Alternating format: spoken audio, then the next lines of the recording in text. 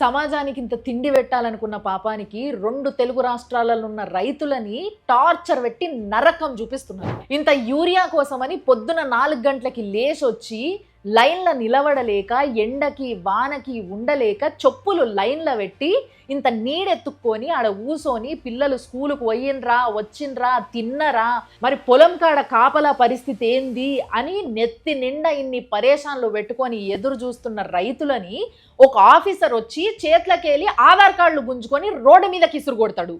ఇంకో పోలీసోడు వచ్చి చెంప మీదకెళ్ళి కొడతాడు అన్నదాతని. పంట వండిద్దామని డిసైడ్ అయినాక రైతులకి ఒక్క యూరియా విషయంలోనే కాదు, నకిలీ విత్తనాలు, నకిలీ పురుగు మందులు, యూరియా టైంకి రాదు, నీళ్లకు కష్టం, కరెంటుకి కష్టం.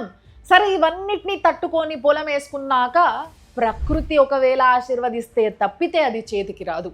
ఒక్కవేళ విజృంభించిందే అనుకో, అంతకన్నా దారుణం నష్టం ఇంకోటి ఉండదు.